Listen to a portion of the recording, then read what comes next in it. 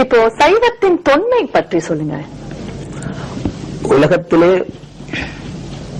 மிக பழங்காலம் தொட்டு இருந்த ஒரே ஒரு சமயம், அதாவது இந்திய சமயம், சைவம் ஒன்றுதான்.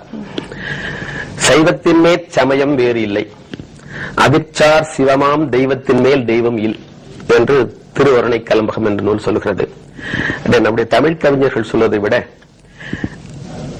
வெளிநாட்டிலிருந்து இங்கு தொல்பொருள் ஆய்வுக்காக வந்த பல அறிஞர்கள் இங்கிருந்த நாகரிகங்களை எல்லாம் ஆய்வு செய்து விட்டு அதனுடைய கடைசி சாராம்சமாக சொல்கின்ற ஒரு செய்தி, சர் ஜான் மார்ஷல் என்பவர் 5000 ஆண்டுகளுக்கு முற்பட்ட சிந்து மொழி நாகரிகத்தை பற்றி ஆய்வு செய்ய வந்தவர்.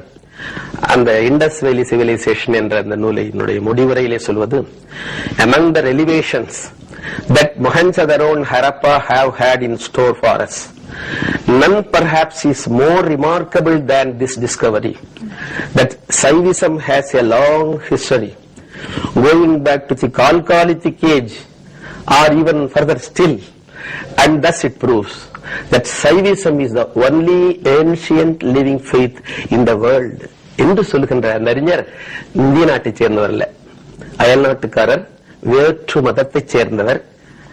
அவர்கள் இங்கு வந்து ஆய்வுக்காக வந்தவர்கள் இந்த சைவத்திலே எவ்வளவு ஈடுபாடு கொண்டது மாத்திரமல்லாமல் இதனுடைய தொன்மையை பற்றி மனம் திறந்து வெளிப்படையாக அவர் பேசியிருப்பவர் மகிழ்ச்சியாக இருக்கிறது.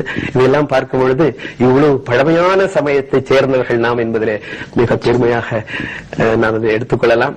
இன்னும் அதை பல அன்பர்களும் அடியார்களும் நம்ம இந்திய நாட்டைச் சேர்ந்தவர்கள் எல்லோரும் அதை பின்பற்ற வேண்டும் என்பதையும் நாம் அதை தெரிந்து கொள்ளலாம். ரொம்ப கரெக்டா சொன்னீங்க.